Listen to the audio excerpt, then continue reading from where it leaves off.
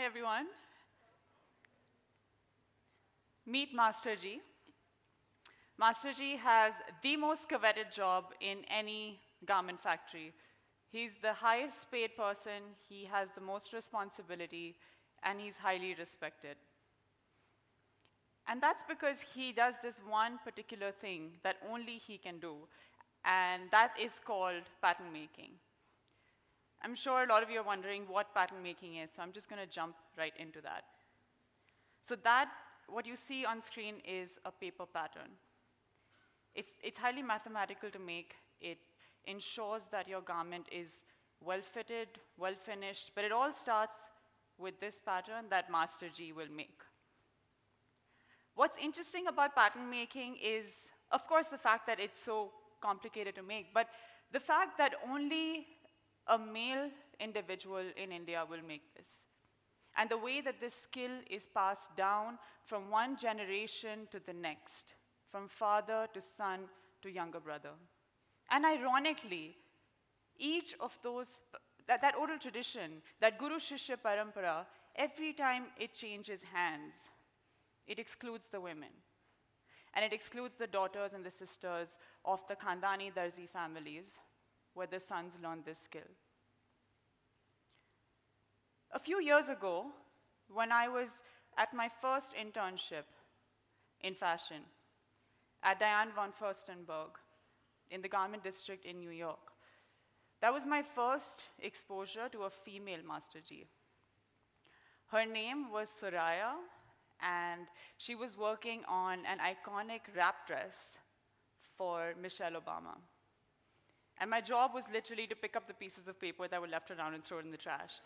But just to be in that aura of that dress changed the course of my career in fashion, because that's the moment of truth for me. And that's when I decided that if a good designer can design anything, then why not design an ecosystem and a parallel system that challenges the systemic exclusion of women from manufacturing and fashion.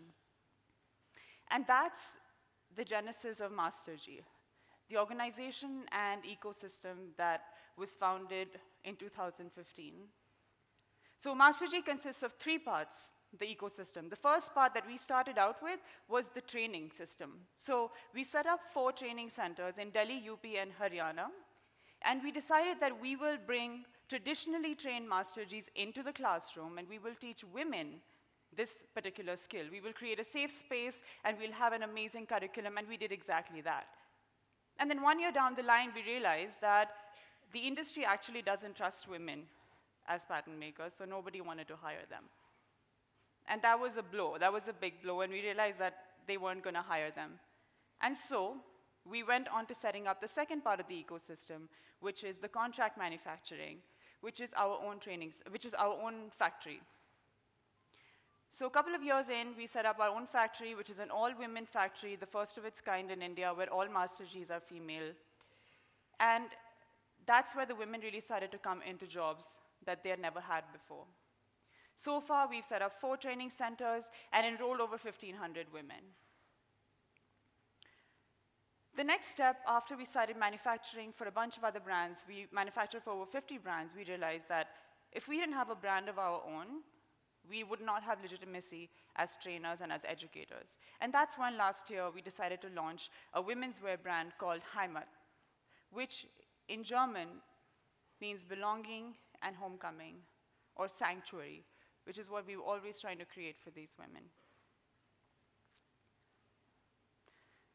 The most important part about the skill of passing on the skill of pattern making is that we are democratizing that knowledge, which was only closely held by a few people up until this point.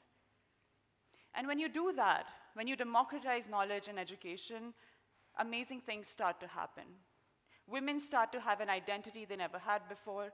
They start to become specialists and experts in a skill that hasn't been open to women before. They start to have authority and autonomy and agency in their lives beyond work, not just at work, because they get respect from their communities and neighborhoods that they didn't have before. And they start to rise up in the hierarchy, socially, economically, and politically. And to think that all of this comes from a simple act of passing on pattern making into their hands is phenomenal, and it blows my mind every single day, even when I go to work today. So what is it about the curriculum that we have which is so powerful? So imagine a simple skirt. You come into class and your teacher tells you, today you have to make a skirt. This is how a simple skirt is made, but you're not going to make a simple skirt. You have to reimagine it, question why a skirt looks like this, and you're going to make your own version of it. It could look like this, that, or something else. And then you repeat that process 30 times over during the course of 1 year. You make dresses, pants, shirts, and kurtis, and you realize that, hold on, wait a second. If a skirt can look like that, and I can redesign it, and if a pant can look like that and I can redesign it, you go home and you start to think, why is my life like this? Can I perhaps redesign aspects of my life that align more with my values or the way that I want to realize my life's potential? And that's when the success of the curriculum rings its deepest, because that's when we know that the questioning inside the women's minds and bodies and hearts has begun. They start to question stereotypes, even the understanding of what a stereotype is, self-esteem. What does autonomy mean to me? What is my social capital? Control over my sexuality. That's Rizwana. She's one of the oldest makers, one of the oldest students that we have. I love her. I love working with her. Other than making beautiful clothes like the dress I'm wearing right now, Rizwana's job is to drop truth bombs on me. She just comes to me and I can tell she's walking into my room and I know she's going to say something that's going to completely change my perspective. And a couple of years ago, she came to me and she said, "Gee, I don't think the girls are working hard enough at the training centers. They don't see a future for themselves. This is not working out." And I was like, wait, what do you mean? She said, well, if they don't see a future for themselves, they don't see a point in working hard. They don't see a point in bringing money out of their household budgets to put into this course and invest any time or money in this course. So what's going on? Why are we doing this? And that's when we came to the realization that we were not coming to work every day to create clothes or to create curriculum. We were coming to work every day to create hope. And until we did that well enough, nothing else mattered. That's when we realized that the most important thing when we saw a woman walk into the training center was, does she have hope or does she not have hope? And let's work towards first restoring that hope inside her, because the social conditioning is so strong that there is no hope to play with.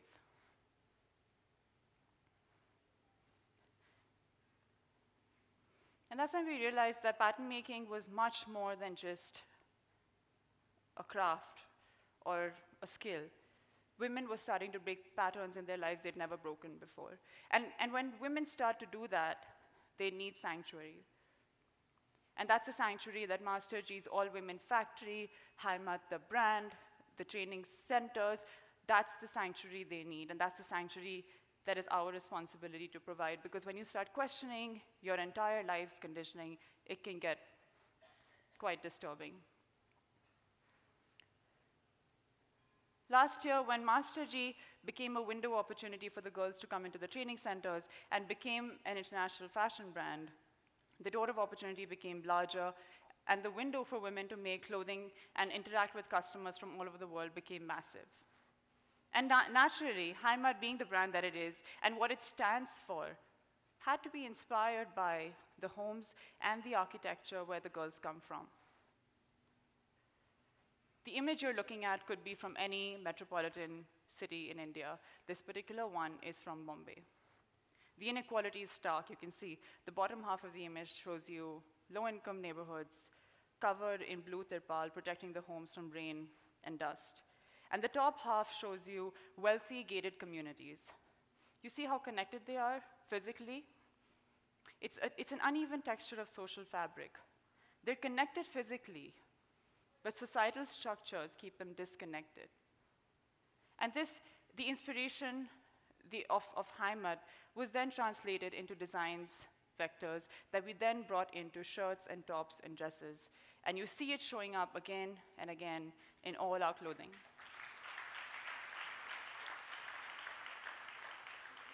The colors are inspired by this very architecture.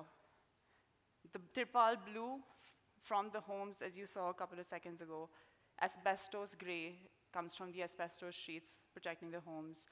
Curry orange, we all cook the same food. We all have the same spices, but we're so disconnected.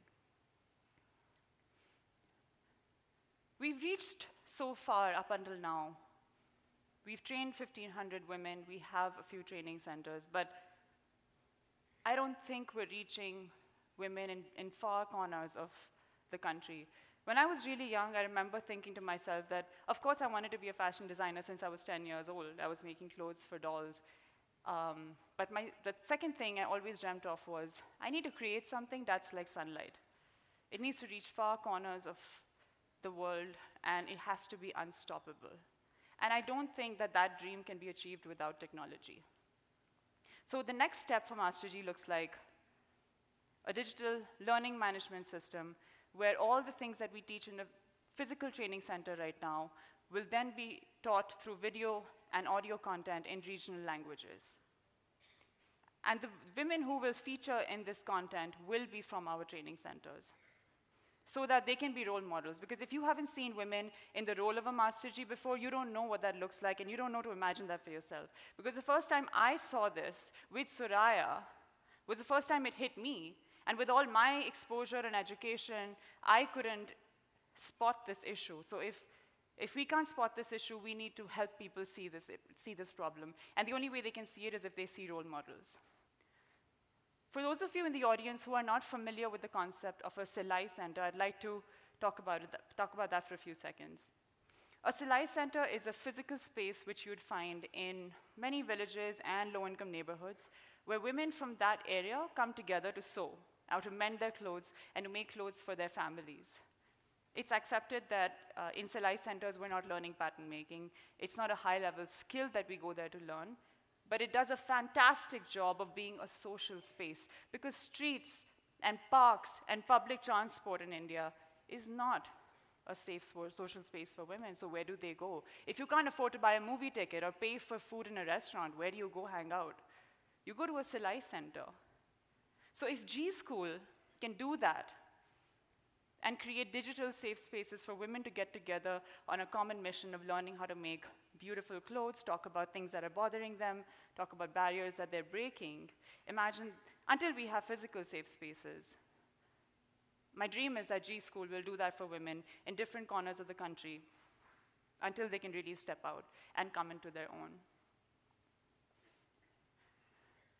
So my hope and dream for all of you today, all of us in this room today, is when we walk out of these doors tonight, I hope that when you see a MasterG, the thought that will come into your mind is to question your own biases and the stereotypes that exist in the industry right now. And you will truly trust and believe that a MasterG can look like Anjum, Upasana, and Rajni. Thank you.